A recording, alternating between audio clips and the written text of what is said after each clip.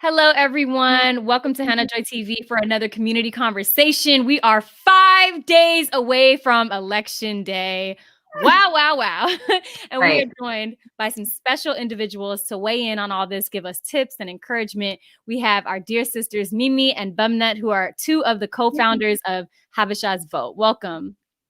Thank you so much. Thank you. We're glad to have happy to be with you.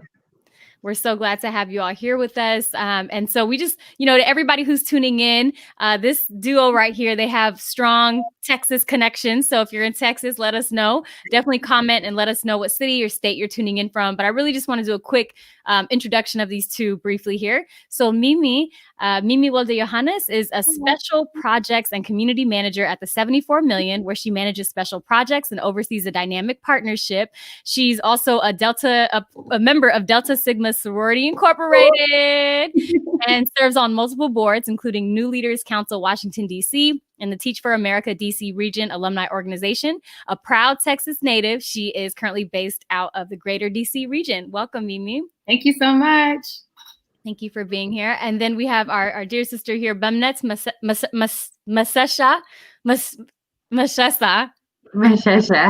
I'm so sorry. Okay. Bemnet Meshesha, a nonprofit professional, respected speaker, and researcher on Black experience, and her work can be found in national publications and the British Journal of Social Work. Bemnet is the first Black immigrant president of the Dallas-Fort Worth Urban League Young Professionals. Also lives in Dallas, Texas, with her loving parents and two brothers close by. Welcome. Thank you. So happy to be with you.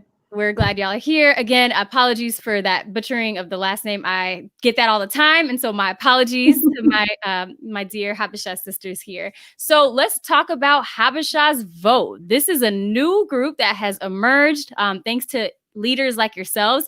Tell us about what Habeshas Vote is and the mission behind it. Yeah, I'll kick us off. So we're really an organizing group trying to focus on harnessing the power of Habesha people to show up at the polls, right? Like, we know and we believe in the strength of our community. And so we want to use that by educating people through our platform, by giving them opportunities to mobilize. And so it really started in 2018. After the 2016 elections, we realized we need to organize better and more and provide more access to our people. And so we've been doing that events all over the country and now virtually in the pandemic to bring that together.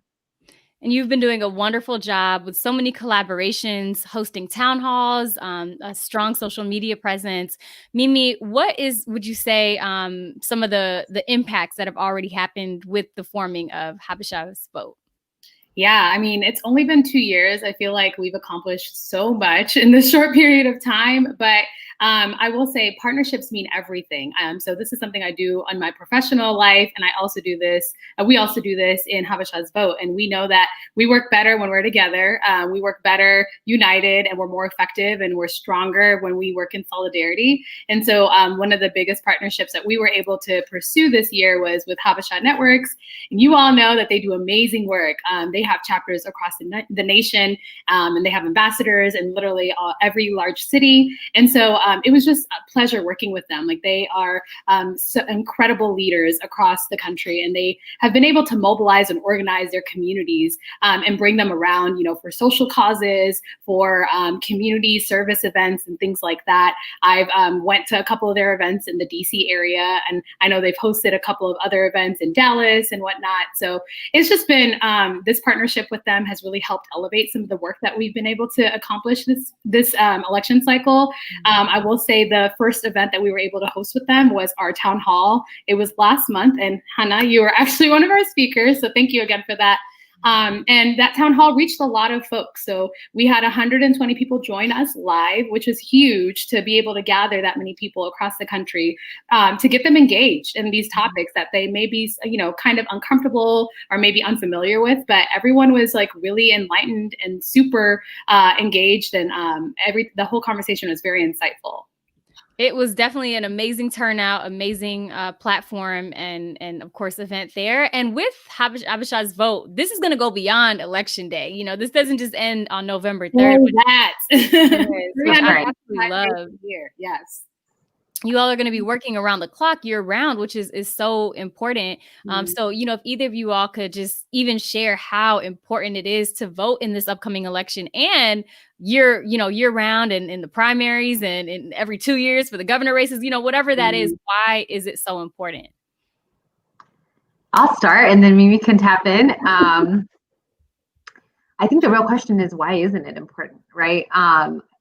I hear a lot of people really want to disengage from politics. Like, I am not political. I don't want to be in that space. I really just want to mind my business. But politics is life. And even if you don't want anything to do with it, it has everything to do with you. Everything from what school you get to go to, the student loans you take out, the safety that you feel, right? Like the confidence of having a district attorney who, if a police officer killed somebody that you knew or loved, would be prosecuted. That's on the ballot, right? Like making sure that we're Black immigrants, right? Making sure that people in our community have access to papers, right? Like green cards, and like people that we elect and represent make those laws and legislation, right? So everything that we do, you want to leave this country freely, go on a vacation and come back, but your papers are not right. Like that's on the ballot, right? Like I think probably one of the biggest disservices that we've had in our public education or just our education system in America is disconnecting our civic process to our everyday life. And there's so much more interlinked. Right now we're in a pandemic, right? We have representatives who have chosen to only help the people one time, right? There's only been one stimulus check issued. Could that be different if we had different representatives? Absolutely. So I think it's up to us to reimagine the kind of world we want to live in and who we want to represent us and how we want them and the urgency in which we want them to represent us, right? And to protect us and to speak for us. And so I think it's going to be beautiful when our leaders look like us, when they understand our issues, they have proximity to that. And so it matters every single day. Your local politics matter even more than the presidential ones. I know that may be like a little controversial, but it does, right? Like who you affect, that is choosing your tax rates and redistricting your zones, right? That matters, right? And that is a 24/7 round the clock stuff. Railroad commissioner, one of the most important positions. That's a state thing, right? And we don't talk about that enough. And so I think it is absolutely 24/7, 365 days. And when you're a part of the process, like when you don't just vote in presidential elections, but you vote every time, like we talk about, there's no time off. I'm always going to be a voter. I will vote in the primary. I will vote in, the general, in my specific party ones, right? So we have a runoff. So I think when we become engaged in that way, then we can't be on the menu if I'm at the table. I just can't. Like, right, you can't pit my people or oppress my people if my people are at the table making these decisions. They're showing you their political power. So now you have to listen to them. Yes, we do. And I just want to add that, we're voting. Whenever you vote, like voting decides your quality of life, like Bemnet mentioned, right? Like there's so many things that go into that. And when we think about our strategy for Habeshas Vote, quality of life is one of the number one things that we really wanted to hone in on. That is something that when we surveyed our communities, quality of life came up in multiple ways, in various ways, whether it's health issues or education, which is near and dear to my heart, public safety, right? So these are things that impact our communities as well. And when you vote, you are voting on behalf of these issues. And I also think that, the why in voting is also going to be impacted by, like you are voting for folks who don't have the privilege to vote or who can't vote because they're no longer here, or maybe they're not eligible for a variety of reasons. And so you have to think about this beyond yourself. You are voting for future generations to come. You are voting for your loved ones who maybe they don't have their documents and they are not eligible to vote in the United States, right? And the quality of life impacts them. So we have to think beyond ourselves, right? And I know like America prides itself on individualism, but we have to think collectively. Like your vote impacts not just yourself, but your community as a whole. So I just want to make sure that we are reminded of that and think about the folks that have unfortunately lost their lives to police brutality, like, Breonna Taylor and George Floyd, Ahmaud Arbery, like all these people that are no longer here with us, we are voting for them. Mm-hmm. Yes, absolutely. And when you think about that, it's really, you get emotional thinking about that. I'm seeing Breonna Taylor's mother, Tamika, come out and post something, saying, vote for Breonna Taylor, vote for my daughter. It's just, you feel that. And so we absolutely have to continue voting for the people, like you said, aren't here anymore. The people who have sacrificed so much for us to have this right. When you think about the Habesha community in particular, whether it's diplomatic relationship or locally, what are a couple ways that this process directly affects those who are Ethiopian or Eritrean? Would you say? You can kick off, Mehmet. I mean, we were talking about this yesterday on the IG Live with Samuel Gabru, who does a lot of work. He's an Ethiopian American, and he does a lot of work in international relations as well. And a lot of the things that we kind of reference were like, our people, we know that their hearts and their minds are back home, but their physical bodies may be here, and they kind of somewhat get disconnected from the issues that they face here. And sometimes it may be a privilege, and other times it may not. But I think it's just so important for them to be invested in local politics here, because your legislators, you have an opportunity to influence them. I know people think that calling their legislators is overrated, but it truly makes an impact. Sam actually just did this, I think the other day, or maybe even today, he contacted his legislator about the issues that are happening in Ethiopia. And he mentioned to him, like, Trump's marks were reckless and they were very provocative. And this is going to cause an issue within our communities, and we need to do something about it. And his representative is going to be able to take that seriously. I think people forget representatives are public servants. All these people in office are public servants. So when you put it in that, whenever you frame it that way, they're like, oh, like they work for me. Like I'm paying their salary. So the least that you could do is contact them and hold them accountable to the issues that are affecting you and your loved ones back home and here. So Bemnet, do you want to add anything else? Yeah, I would say one of the things that's probably top of mind in discussion is the sitting president wanting to interfere on a sovereign nation like Ethiopia and, inciting violence to, possibly bombing a dam that they built, right? Like, what does that mean, right? For one nation to involve itself in another. And so absolutely, who we elect here affects our foreign policies, our, not just our domestic affairs, but our international affairs. I actually was out of the country in 2016 during inauguration. And I can tell you that I country hopped for a few weeks, and each country was glued to American TV and just the reality, and affected their economies, right? And so what happens, especially in this country, is indicative of how the rest of the world goes, right? So now we have a responsibility not just to vote what's in our best interest as like a Dallasite or DC or Atlanta, but we have a responsibility to participate in a country that's going to be good for the world, right? And we have the power and ability to do that. Who we select here affects the well-being of these countries there, including aid, right? The United States has chosen right now to cut off aid from Ethiopia for wanting to provide like hydropower and electricity and water for their people. Like, what does that mean when you get involved in that kind of way? And so I think we have to be mindful of both our power and our responsibility, right? It is a privilege to have a democratic process to participate in, but if we love, our home away from home, right? Which for us who've grown up here, this may be your first home, and that is still a home you're connected to. It absolutely affects that. And I want to lift up organizations that we've partnered with, like Tadias Magazine and iBuy Media, who are getting this word out to our diaspora communities back home, right? In Ethiopia and Eritrea and Europe and other surrounding areas, and helping, Americans, those who are Americans and have the ability to participate in this process to do so. And so I think whether you're here now or you're tuning in from halfway across the world, like participate, because it's your right, but it's your responsibility. And whatever happens here will absolutely affect the world, right? Everything from participating in, the World Health Organization to climate change to, being a part of the UN Council. Like we're seeing this country, go backwards on those things. And so it affects that for sure. And I think we all deserve a better, more peaceful world. And as Americans, we have the ability to bring that peace to other nations. And I think we should choose that at every opportunity. We absolutely should. Both of you put that so well. I think we need to understand, we're affected by this. Everybody's affected by this, especially as immigrants, as Black people, as women, men, we're here. And so we need to understand that this process needs to be near and dear to our heart every election, because we are truly going to create the change for our brothers and sisters here. And so we have people tuning in from Seattle, from Dallas.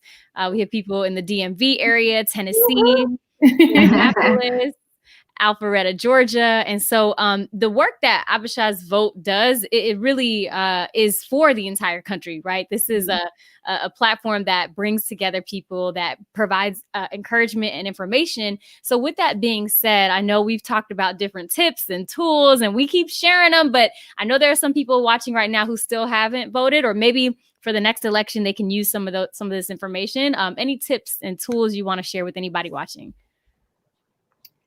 Yeah, I mean, I will say, please, for the love of God, if you have not registered already, I know a lot of states have already closed their registration deadlines, which is a whole nother issue we can get into later. Yeah. But there are some states that will allow you to register on the day of election day. I know Maryland, which is the state I reside in, allows you to do that. So that is definitely something you can look into. If you're already registered and maybe you haven't voted yet because you're unsure, I would just encourage you to really go and research each candidate's policies, right? Like, we don't want to sit here and sway your vote for, and that's not what we're here to do. We are nonpartisan after all, but I just want to encourage you all to do your research on every candidate that is on the ballot, not just the president, not just the vice president, but think about even what Bemnet said, the railroad commissioners or the judges. Like these people play an integral role in our daily lives, and we need to take those local elections very seriously.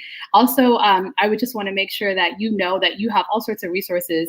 WhenWeAllVote.com has a plethora of resources you can look into.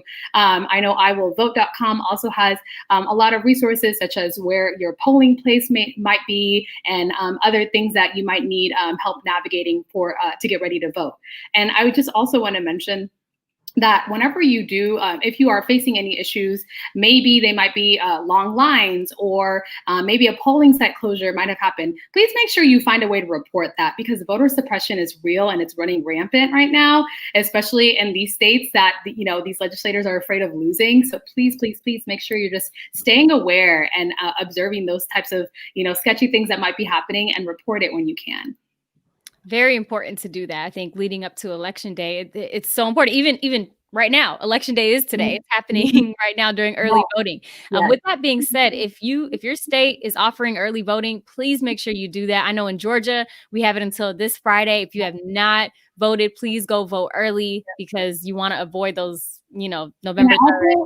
I want to add voting early, yes. And please, if you can right now, I understand that there are a lot of health concerns. If you're able to, just go vote in person. Like, we can't play any games right now. Like, they're finding ways to make sure that they delegitimize this process of mail-in ballots. So if you're able to, go vote in person, or if you have your mail-in ballot, like myself, I still have mine. I'm planning on submitting it at the ballot box at my polling place. So that is another viable option. And you have, you know, some time to do that during the early voting period as well.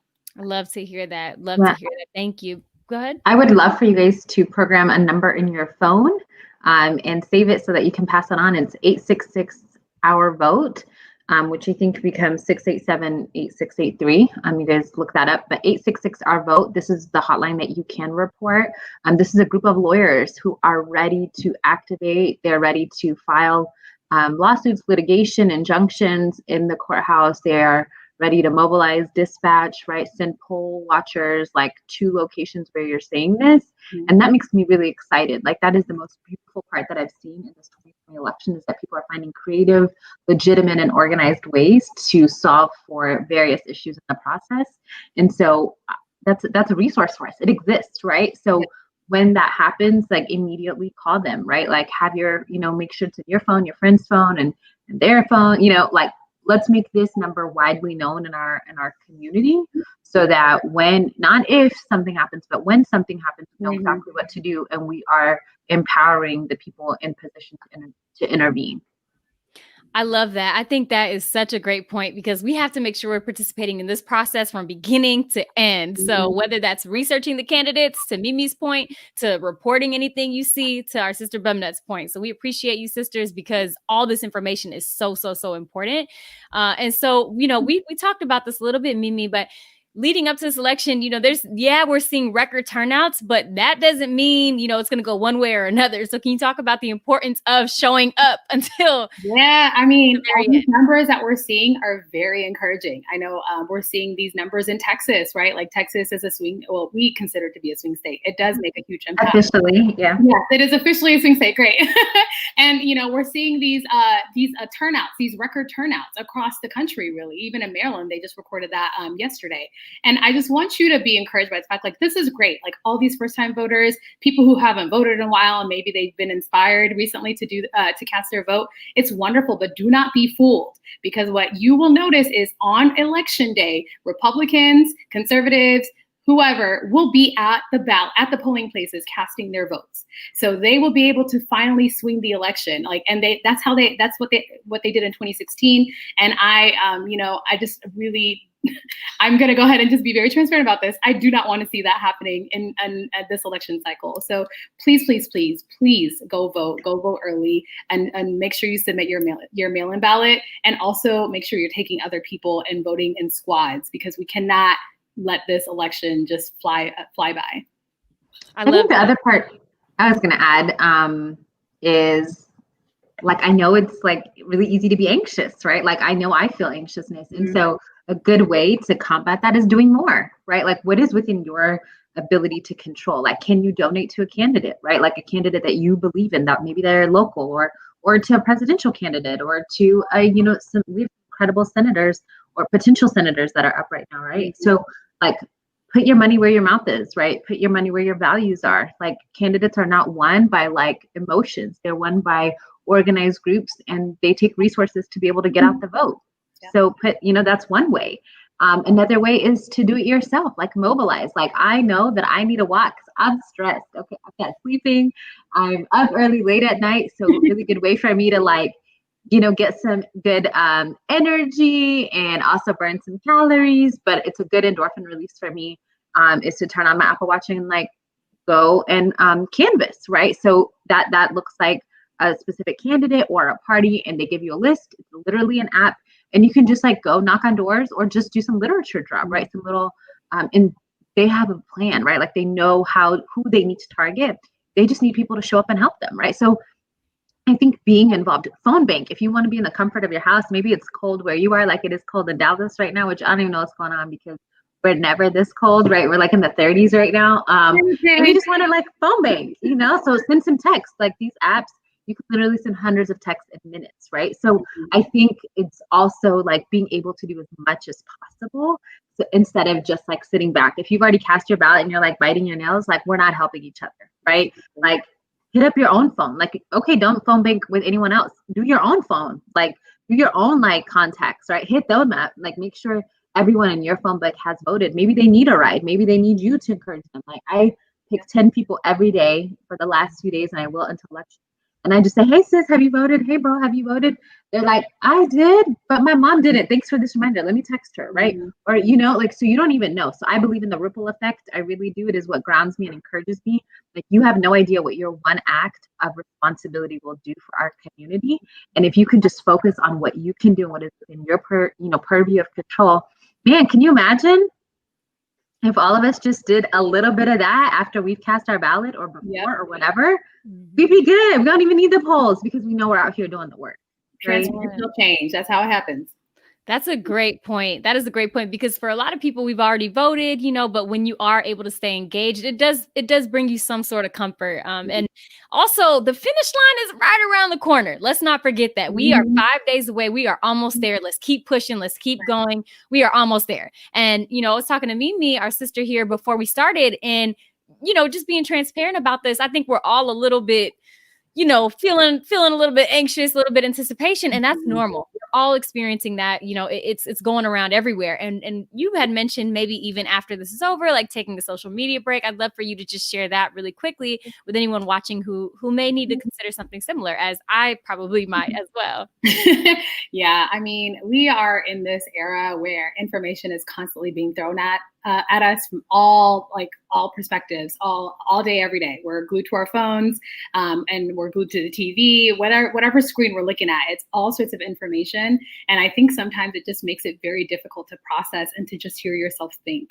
And so I know for me, I've just been overwhelmed with what was going on. And I know after elections are over, I definitely want to unplug and just find a way to process in a way that makes the most sense for me. I didn't get a chance to really adequately do this after the 2016 elections. And had I done that, or had I done that in 2018, I think I would have been able to be, more strategic and more effective with this work. And so that is my goal, just to make sure that moving forward, the work doesn't stop here. We want to be even more effective. We want to reach more people. And we're already brainstorming what's happening, what's beyond 2020, right? And we have to have the right headspace. We have to be in the right headspace to be able to hear ourselves think and really strategize in the most effective way possible. So I need to protect my peace, and I'm just gonna make sure I go on a mini hiatus, and I'm gonna encourage people around me to do the same, because we deserve it.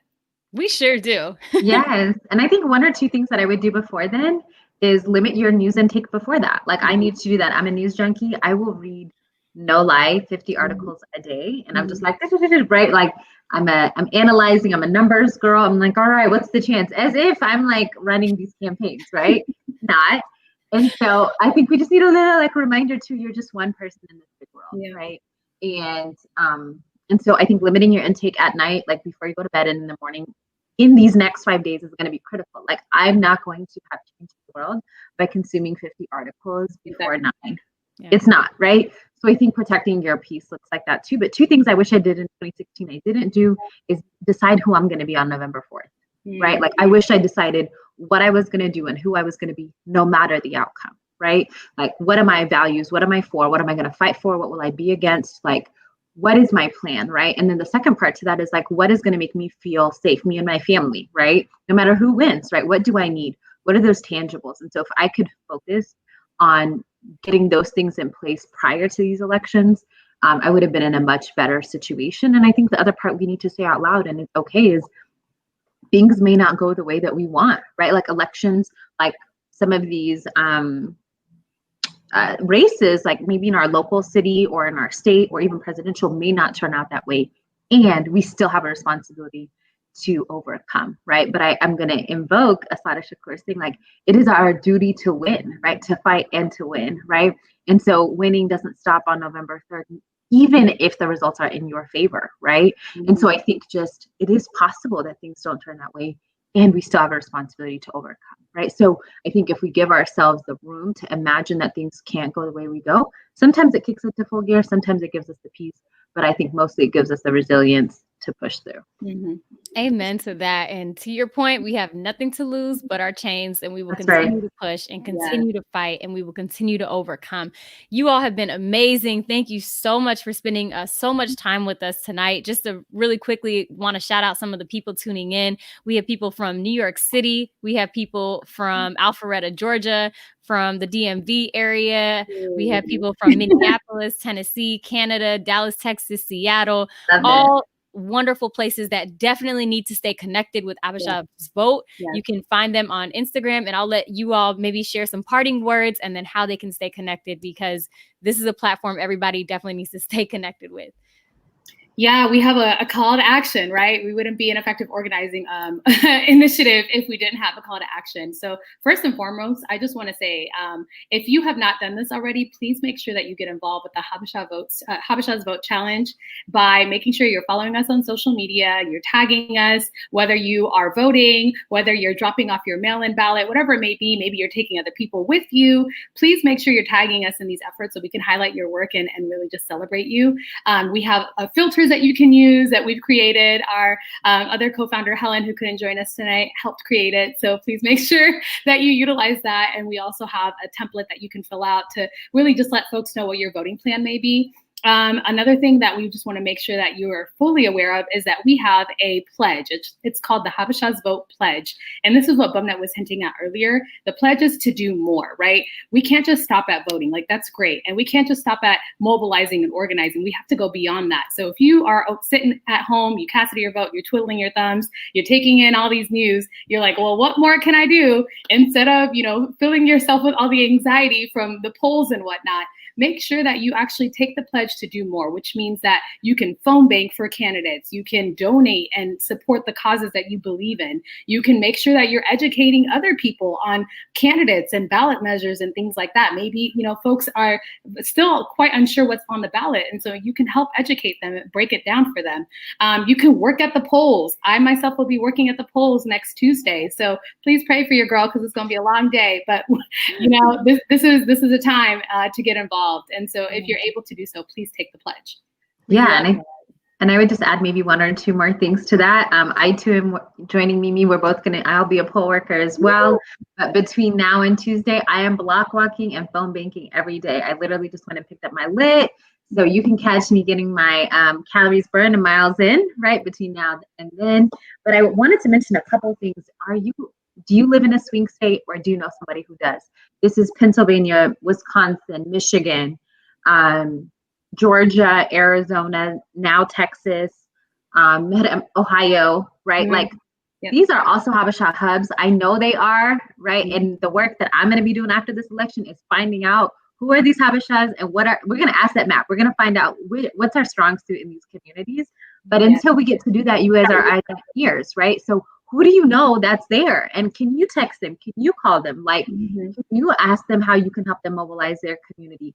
Especially in Pennsylvania, especially in Michigan, especially in Ohio and Georgia. Come on, Georgia, Atlanta's there, right? We are so deep between our Eritrean and Ethiopian communities there.